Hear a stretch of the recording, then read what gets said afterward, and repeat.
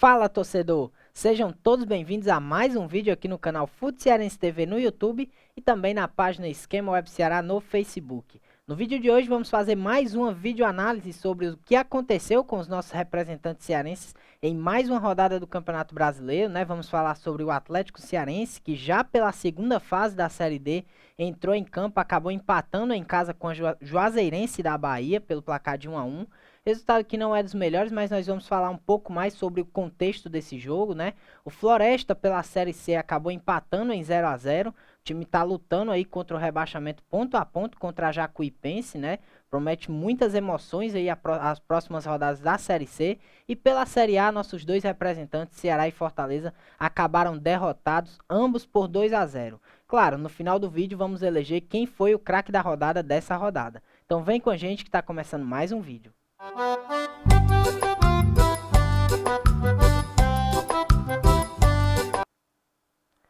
E para abrir o nosso vídeo de hoje, né, nós vamos começar falando do Atlético Cearense, né? O time do técnico Raimundo Wagner garantiu a classificação diante do Souza da Paraíba na última rodada, né, no último final de semana.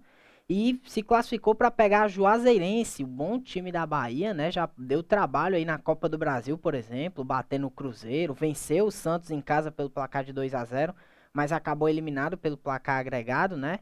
É um adversário muito complicado e no sábado as equipes se enfrentaram no estádio Domingão, o placar foi 1-1. O Atlético saiu na frente com o Everton Potiguar no primeiro tempo, né? No entanto, acabou tomando um empate na segunda etapa com o Tauan da Juazeirense, acabou marcando o gol de empate.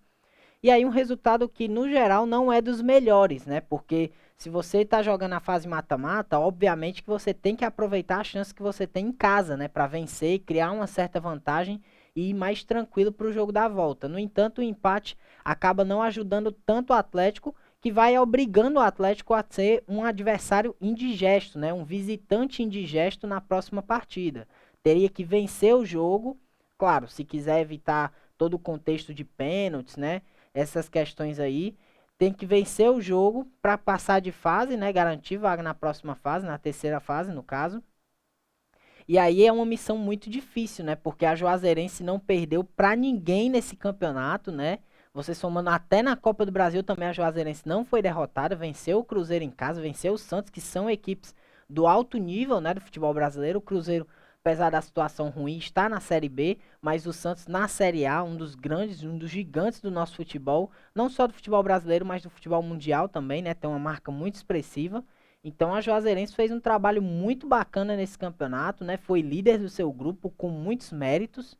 Então promete ser um jogo muito complicado para o Atlético, né? Não vai ter nenhuma facilidade, mas é uma vitória provável, uma vitória possível. Não tem nada perdido, né? Não foi o resultado que queria, obviamente, no primeiro jogo. O empate nunca é bom quando se disputa um mata-mata, mas está vivo, precisa desse resultado aí de vitória, né?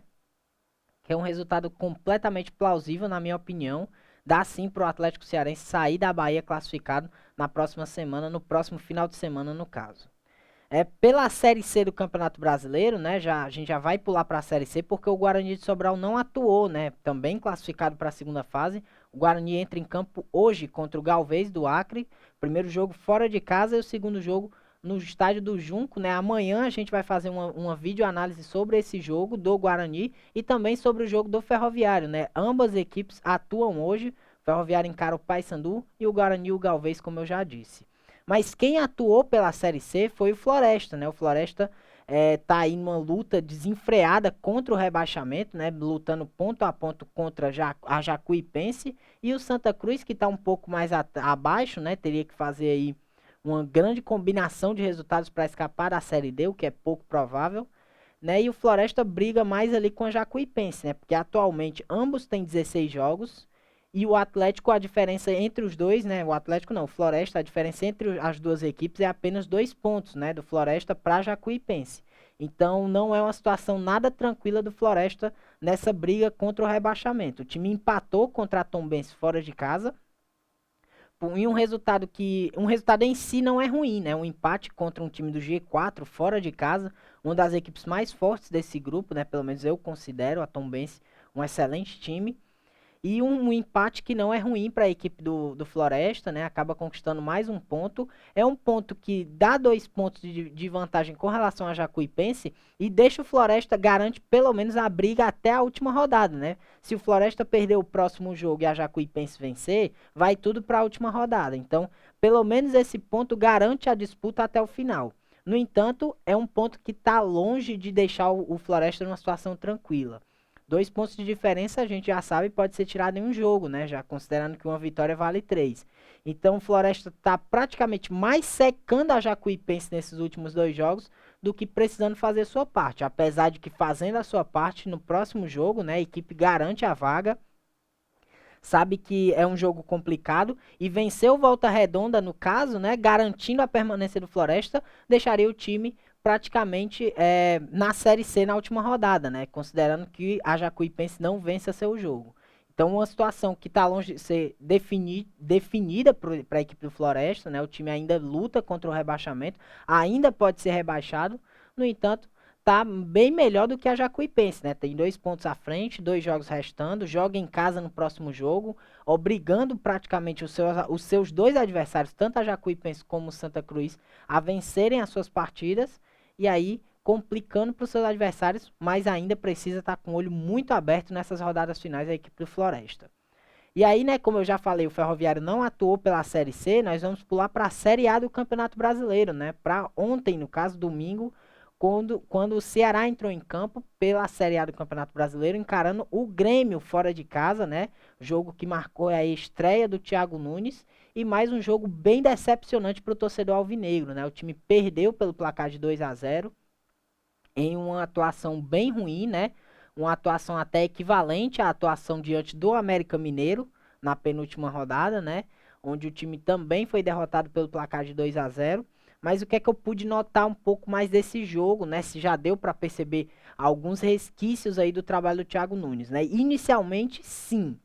Eu já consegui perceber que é um time que não quer jogar apenas no chutão, né? Como era com o Guto Ferreira, né? A famosa ligação direta, que é o time, é uma jogada realmente que os times reativos costumam fazer, né? Inclusive o Floresta, que é uma das equipes que atuam dessa forma, o Leston Júnior gosta desse estilo de jogo.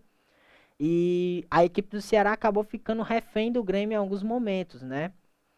O time não conseguiu é, fazer a ligação direta e não conseguiu sair em transição a todo momento. No entanto, a gente percebeu, era perceptível a tentativa da equipe do Ceará de sair com a bola no pé, de ter essas jogadas em transição, principalmente com a participação dos 2 volantes, no caso o Fernando Sobral e o Fabinho. Então já foi um primeiro resquício de um trabalho do Thiago Nunes, né? Que já quer chegar, implementar uma mentalidade diferente, mas não é algo que acontece da noite para o dia, né? Para quem não lembra, o Ceará era um time reativo, é um time que gostava de jogar no erro do adversário. Isso é uma característica do técnico Guto Ferreira.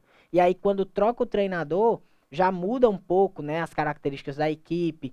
Então, contra o Grêmio, o Ceará teve muita dificuldade inicialmente, até porque o Grêmio se retraiu um pouco, né? Eu acho que talvez já esperando, né? Ou uma estratégia utilizada pelo Filipão de esperar um pouco mais o Ceará para tentar pegar o Ceará de calças curtas, né? No contra-ataque. E foi algo que deu certo, né? Em alguns momentos. O Grêmio depois assumiu o controle da partida, mesmo o Ceará tentando sair em transição e não obtendo tanto sucesso, muito menos levando perigo ao gol do Gabriel Chapecó, né?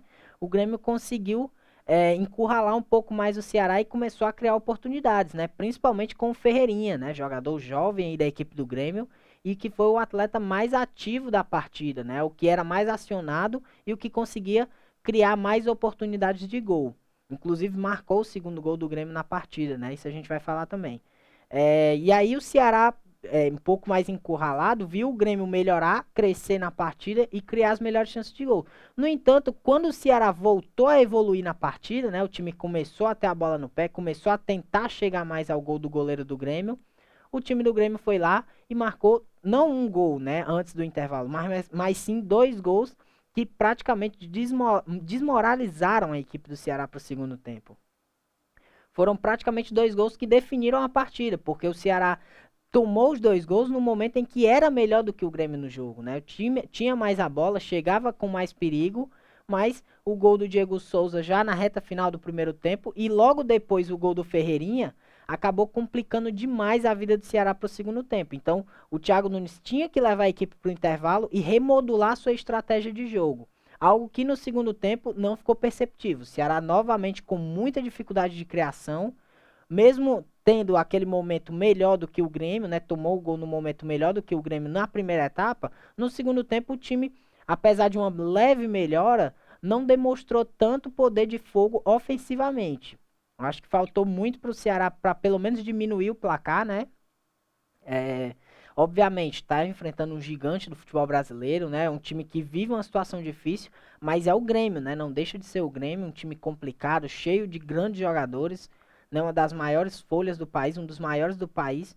Então a dificuldade era imensa. No entanto, a forma com que o Ceará jogou acabou deixando ele em maus lençóis e na segunda etapa pouquíssima criação, tanto que o primeiro chute a gol do time foi do Eric, que entrou no segundo tempo aos 46 minutos da segunda etapa, né? É realmente um número assustador, né? Mostra que tem algo de muito errado no ataque dessa equipe. Então o Thiago Nunes tem que sentar, tem que analisar. Alguns jogadores não estão rendendo tanto quanto deveriam, né? O caso do Mendonça, eu posso citar até um ídolo da equipe do Ceará, o Luiz Otávio, voltou de lesão, não está ainda na sua melhor forma física, ainda precisa talvez de um pouco mais de tempo, né, de condicionamento de jogo, mas o fato é que não é ainda o Luiz Otávio, aquele Luiz Otávio que a gente conhece.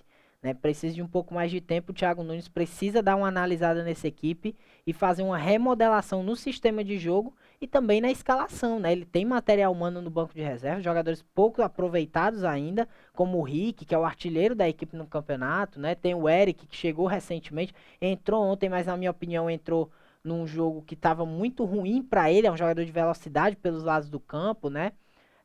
O próprio Ayrton também, recém-chegado, o próprio Gabriel também, que veio da Série D, veio da Caldense, recém-contratado pela equipe, então tem peças aí para fazer vários testes e várias variações táticas na equipe, né? Cabe aí ao Thiago Nunes se vai fazer ou não, né? Ele é o treinador, ele que decide, né? Então a gente pode ver aí um Ceará um pouco diferente no próximo jogo, que será exatamente contra o Santos na Arena Castelão. O Ceará permanece com os 24 pontos, é o 11º colocado, mas tem um jogo a menos que a maioria ali da parte alta, né? Então pode vencer o Santos e retornar essa parte alta da tabela. É uma obrigação praticamente essa vitória diante do Santos, né? Para acabar de vez com a má fase da equipe. Outro que também jogou foi o Fortaleza, né? Pra gente encerrar aí as análises. O Fortaleza acabou derrotado também por 2-0, né? Dentro de casa pro Atlético Mineiro. Um resultado que à primeira vista parece bem normal, né? Uma derrota pro líder, pro Atlético Mineiro, um dos melhores elencos das Américas, né? Com contratações de peso. Então, uma derrota que é aparentemente normal, né? No entanto, a gente vai falar um pouco sobre a atuação da equipe, né? Que na minha visão foi bem abaixo do que a gente se acostumou a ver no primeiro turno, né? O Fortaleza era o terceiro colocado, terminou o turno na terceira colocação. Então não é pouca coisa, né? Algo bem relevante para a equipe cearense. No entanto, nesse jogo foi bem abaixo, né? Acabou vendo o Atlético ficando refém do Atlético algumas partes do jogo. O time não teve aquela intensidade, aquele poder de fogo que a gente é acostumado a ver. Obviamente, a gente também não pode exigir que a equipe vá jogar com tanta intensidade, que seja perfeito no ataque, que finalize 10 e faça 5 gols. Então, é uma situação que a gente tem que parar para analisar com muita calma, né? Porque apesar da derrota e da não tão boa atuação, a gente também não pode dizer que o Fortaleza fez uma partida terrível. O time foi mal, comparado ao que vinha atuando, mas o Fortaleza também teve seu jogo de segurança, né? Também criou boas oportunidades. O time também ocupou o campo de defesa do Atlético Mineiro em diversos momentos. No entanto, acabou sendo muito menos efetivo, né? Porque o Atlético marcou os 2 gols na segunda etapa, o que garantiu o resultado, né? Os gols do Zaracho e do Júnior Alonso, o zagueirão. E aí, no caso, a derrota foi complementada aí, né? No segundo tempo, quando saiu o primeiro gol do Zaracho, né? Lá no comecinho da segunda etapa, a gente viu que o Vojvoda tentou. Ele mudou a equipe, colocou o Edinho, colocou o Wellington Paulista, fez diversas alterações, colocou o Matheus Vargas, tirou o Lucas Lima, né? Tentou variar do jeito que estava a equipe. No entanto, não deu resultado, né? Novamente, o líder do campeonato não é moleza, né? O Atlético Mineiro tem um baita de um elenco, um dos favoritos a levar a Libertadores, tem muita história, por trás da camisa e também pelo momento atual, né? O peso que carrega o Atlético Mineiro por ter um dos elencos mais caros do país também é algo que tem que levar em consideração. É um time que vem crescendo muito, não começou tão bem a temporada, o campeonato, né? Mas depois conseguiu, com novos reforços, né? Remodelar a equipe. O Cuca, por muitos momentos, esteve pressionado, mas aí no caso não deu em nada, né? Continuou o trabalho, tá fazendo um grande trabalho agora, principalmente com a chegada dos novos reforços. E aí o Vojvoda, apesar das tentativas, variações táticas, mudanças, colocando jogadores novos em campo, acabou não surtindo tanto efeito. Fortaleza perde por 2-0, resultado muito ruim, né, para as pretensões do Fortaleza, que vinha fazendo Fortaleza no campeonato, e pela sequência, né? O principal é a sequência, porque se fosse uma derrota isolada, tudo bem. Mas o time já chega ao sexto jogo sem vitória, né? Os 3 últimos, por exemplo, terríveis. Jogo contra o Cuiabá, empate em casa, né? Por 0-0. Derrota para o Bahia por 4-2 fora de casa. E agora derrota em casa para o Atlético Mineiro. Fortaleza vai pegar o Internacional fora de casa. Mais um jogo complicado. O Internacional é uma equipe que começou mal demais o campeonato. No entanto, evoluiu, cresceu e está num bom momento, né? Agora comparado ao que vivia antes. E tem todas as chances de subir na tabela de classificação. Talvez assim enxergue os jogadores e a comissão do Internacional. No entanto, o Fortaleza tem que deixar isso de lado, né? Antes pensar no São Paulo, né, Copa do Brasil, que aí é outra competição, é outra estratégia, né, vem de um empate fora de casa, vai decidir em casa contra um adversário também muito difícil, São Paulo, inclusive perdeu ontem pro Fluminense, né? Mas o Fortaleza já pode pensar aí nessa questão da sequência da Copa do Brasil e também no Campeonato Brasileiro, porque precisa se recuperar o mais rápido possível. E por último, né, para encerrar o nosso vídeo de hoje, nós vamos eleger quem foi o craque da rodada, né? E o escolhido foi o meia atacante Everton Potiguar, do Atlético Cearense, né? Foi uma rodada bem complicada para escolher um jogador. No entanto, o Everton Potiguar foi destaque da equipe, né? Marcou seu primeiro gol com a camisa atleticana, né? Um gol importantíssimo, né? Na segunda fase, dentro de casa. Gol que abriu o placar do jogo diante da Juazeirense e fez uma boa partida também, né? Gostei muito da movimentação dele, um jogador que olha sempre para frente, é rápido, também tem um bom passe, distribui bem as jogadas, é meio que um termômetro da equipe do Atlético. Então, na minha opinião, merecida aí o jogador Everton Potiguar ser eleito o craque da rodada, né, dessa rodada. Bom jogador que tende a evoluir junto com a equipe, né? Jovem ainda, está evoluindo, processo de evolução, conhecendo a equipe. Então, a expectativa é que ele melhore cada vez mais. Então, pessoal, isso é tudo por hoje, né? Um vídeo aí sobre a rodada do final de semana. Lembrando que teremos mais um vídeo amanhã para falar dos jogos do Guarani e também do Ferroviário pela rodada.